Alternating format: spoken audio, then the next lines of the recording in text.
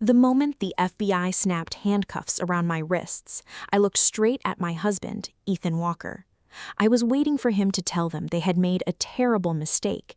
Instead, he looked me in the eye, gave me the faintest smile, and stepped back. That was the moment I realized I hadn't been betrayed by strangers.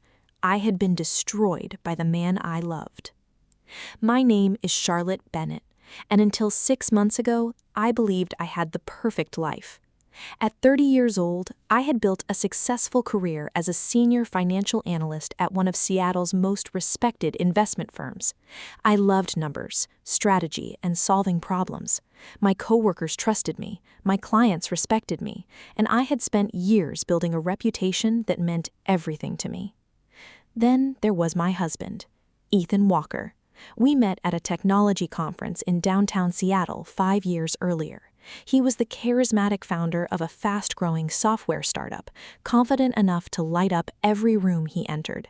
He made me laugh when life became stressful, believed in my ambitions, and always talked about building a future together.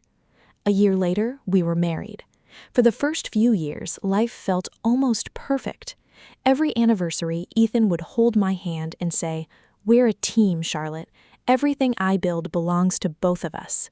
I believed every word. As his company expanded, he often asked for my professional advice. Sometimes he needed help reviewing financial statements. Other times he asked me to sign documents because investors wanted paperwork completed quickly. "Nothing complicated," he'd say with an easy smile, "just routine business forms." I never questioned him. Why would I? He was my husband. About 8 months before my arrest, something began to change. Ethan started working later every night. He became protective of his phone. Whenever I walked into the room, he'd suddenly end phone calls or close his laptop. When I asked if everything was okay, he'd simply shrug. "Running a company isn't easy, Charlotte." I wanted to believe him. Still, something didn't feel right.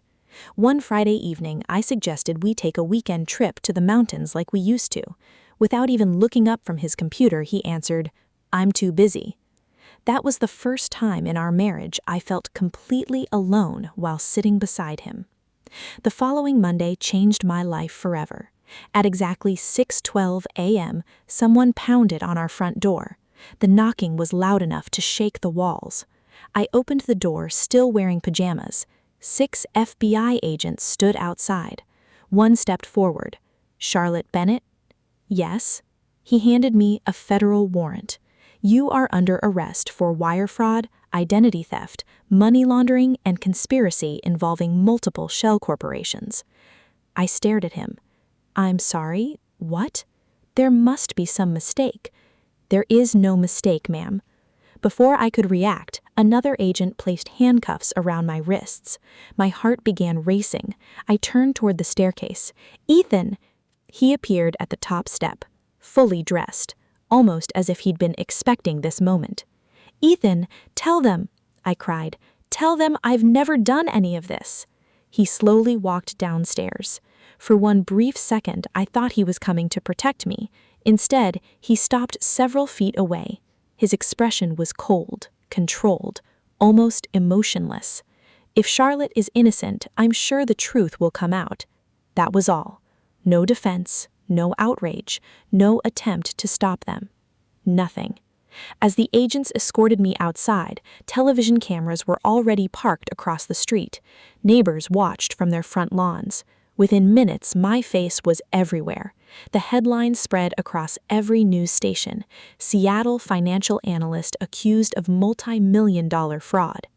Inside FBI headquarters, investigators placed stacks of documents in front of me.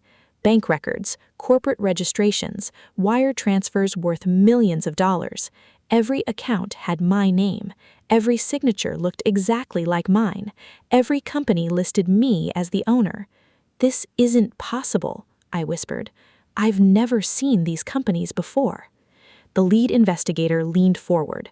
"Then explain why every piece of evidence points directly to you." I couldn't, because I didn't have an answer. Late that afternoon, my attorney, James Carter, finally arrived. He quietly reviewed the files before looking at me. I've handled financial crime cases for over 20 years, and I've never seen anything this carefully planned." "You believe me?" I asked. He held my gaze. "I believe someone wanted to make absolutely certain you looked guilty." Before I could ask another question, an FBI agent entered the room carrying another file. "Mr. Carter," he said, "we've identified one more person connected to these transactions." James looked up. "Who?" The agent opened the folder. There was another executive involved. He paused. "But she disappeared 3 months ago." Her name was Olivia Hayes. The next few days felt like an endless nightmare. Every major news network in America ran my story around the clock. Trusted financial analyst behind multi-million-dollar fraud. Former coworkers refused to answer my calls. My employer terminated my position within 24 hours. Even people who had known me for years suddenly believed I was a criminal. The only person who never treated me like one was my attorney, James Carter. 3 days after my arrest, he walked into the interview room carrying a thick folder. For the first time since my life had fallen apart, I saw something different in his expression. Hope. He closed the file and looked directly at me. "Charlotte, I think we found our first crack in their case." My heart skipped a beat. "What did you find?" "He pulled your employment records, building security logs, and office surveillance footage." He slid several photographs across the table. "According to the government's timeline, you supposedly opened fraudulent accounts in New York, Denver, and Phoenix." I nodded. "But here's the problem." He pointed to a timestamp. "On those exact dates, you were inside your office in Seattle. Your security badge was used every morning, cameras captured you entering meetings, and your company laptop remained active all day." I stared at the evidence.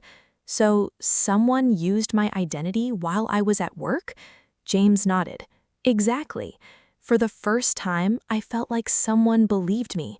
"But proving you're innocent isn't enough," James continued. "We have to prove who actually did this." Meanwhile, FBI Special Agent Michael Brooks had quietly reopened several parts of the investigation. Something about the case bothered him. Every fraudulent transaction had been executed perfectly, too perfectly, almost as if the real criminal understood exactly how federal investigators built financial crime cases.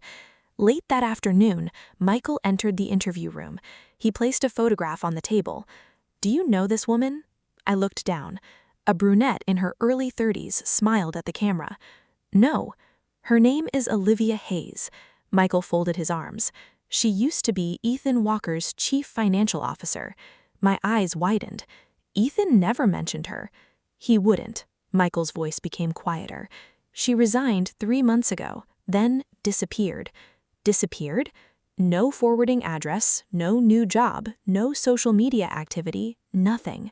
A strange feeling settled in my stomach. If she vanished, then maybe she knew something, Michael finished. Across town, Ethan Walker was living an entirely different life. Television reporters called him the devoted husband who had been deceived by his own wife. He gave interviews with perfect confidence. "I loved Charlotte," he told one reporter. "If she committed these crimes, then she fooled all of us." Millions of viewers believed him. That evening, Ethan returned to his luxury apartment feeling victorious. He poured himself a glass of bourbon. Then his phone buzzed. One text message, unknown number. "I'm still alive, and I saved everything. Olivia." The color drained from Ethan's face. He immediately called the number. No answer. He called again. Disconnected. For the first time in months, he looked terrified. The following morning, James Carter arrived at his office and found a plain envelope waiting on his desk. No return address. Inside was a flash drive, along with a handwritten note. "If you want to save Charlotte, watch this alone." James locked his office door. He inserted the drive into his computer. A security camera recording appeared. The date was 8 months earlier. The video showed Ethan sitting inside his executive office. Across the desk sat someone whose face wasn't visible. Ethan's voice was perfectly clear. "Register every shell company under Charlotte's identity." He leaned back calmly. If federal investigators ever come looking, she'll take the fall. James froze. His pulse raced. Finally, a direct connection. But there was one problem. The second person's face never appeared on camera. Without identifying that witness, the recording alone might not convince a jury. Hours later, Agent Michael Brooks received an unexpected call. The caller spoke only one sentence. "My name is Olivia Hayes. I want to tell the FBI everything." Less than an hour later, Michael met her inside a secure federal building. She looked exhausted, scared, like someone who hadn't slept peacefully in months. "I've been hiding because Ethan threatened me," she admitted. "He said if I ever talked, I'd disappear." Michael leaned forward. "Can you prove what you're saying?" Instead of answering, Olivia placed a laptop on the table. "I copied everything before I left." She opened encrypted folders filled with emails, financial records, offshore transfers, private messages, and private recordings. Every file pointed toward one person, Ethan Walker. Michael looked at her in disbelief. Why keep all of this? Tears filled Olivia's eyes. "Because the day I realized he was planning to sacrifice his own wife, I knew someone innocent was going to lose everything."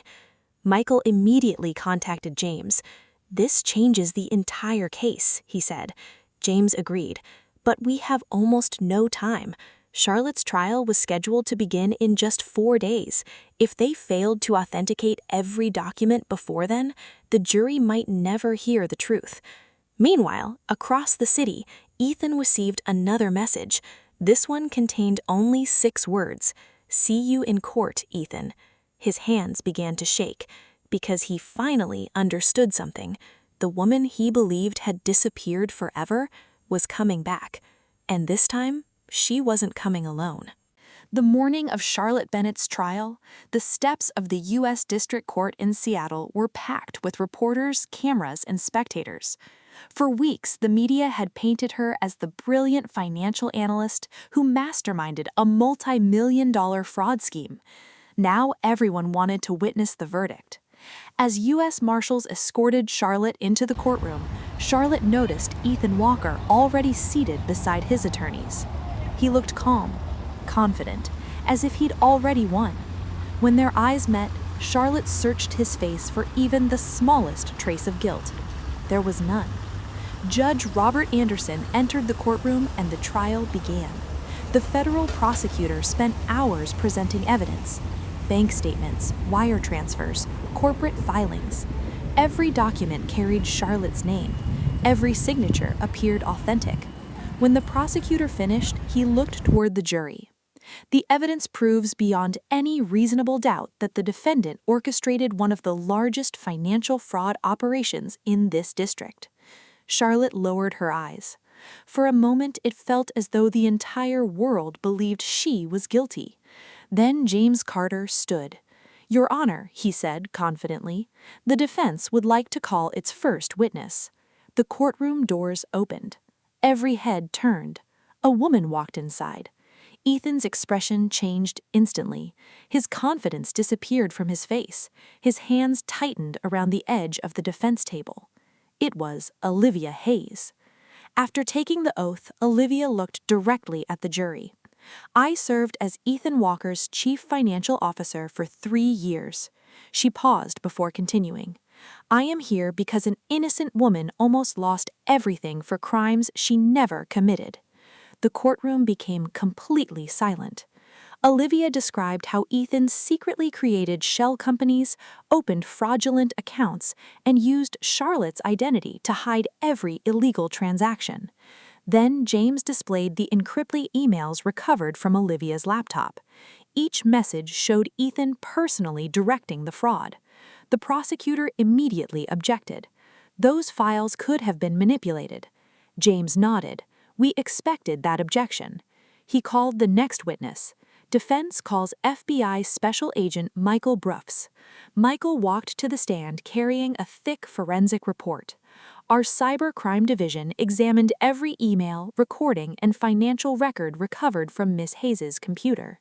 He looked directly at the jury. "The files are authentic. No evidence of alteration, no evidence of fabrication. Then came the most devastating moment. James played the security recording recovered from Ethan's office. The courtroom speakers filled with Ethan's unmistakable voice. Register every shell company under Charlotte's identity. If the government investigates, she'll take the fall. No one spoke. Several jurors stared at Ethan in disbelief. Even the prosecutor remained silent. James then introduced the final piece of evidence: Seattle office security footage, building access logs, computer login records. Every minute of Charlotte's workday had been documented. While fraudulent transactions were taking place across the country, Charlotte had been inside her office. It was physically impossible for her to commit the crimes. Judge Anderson turned toward Ethan. "Mr. Walker, would you like to respond before this court reaches its decision?" For several long seconds, Ethan said nothing. His attorney whispered urgently beside him. Finally, Ethan slowly stood. His voice was barely audible. "It wasn't supposed to happen this way. I convinced myself I'd fix everything before anyone found out." His shoulders dropped. "So I used Charlotte's identity. I never thought it would go this far." The courtroom erupted. Reporters rushed toward the exits to break the news. Judge Anderson struck his gavel several times. "Order!" After several minutes, silence returned. The judge looked directly at Charlotte. "Based upon the overwhelming evidence presented before this court, all criminal charges against Charlotte Bennett are dismissed immediately. You are fully exonerated." Charlotte closed her eyes. For weeks she had imagined this moment, yet hearing those words felt almost unreal. Judge Anderson then turned toward Ethan. "Ethan Walker, you are found guilty of wire fraud, identity theft, conspiracy, money laundering, and obstruction of justice." Federal agents immediately approached him. As they placed handcuffs around his wrists, Ethan looked at Charlotte one final time. "I'm sorry," he whispered. Charlotte met his eyes calmly. "You didn't destroy my life. You destroyed your own." The agents led him away. This time, he was the one leaving in handcuffs. 6 months later, Charlotte had rebuilt her life in Boston, Massachusetts. She founded a nonprofit organization that helped victims of financial identity theft rebuild their lives and protect their futures. Her story inspired thousands of people across the country. One afternoon, during a television interview, a reporter asked, "If you could go back in time, would you change anything?" Charlotte smiled thoughtfully. "I can't change what happened, but I can choose what happens next." The reporter asked one final question. "If Ethan asked for forgiveness today?" Charlotte looked out the window before answering. "Forgiveness doesn't erase consequences. It simply means you refuse to let someone else's betrayal define the rest of your life." She stood, thanked the audience, and walked away with quiet confidence. Months earlier, she had entered a courtroom as the woman everyone believed was guilty. She left it as the woman who proved that truth may take time, but sooner or later, the truth always finds its way home.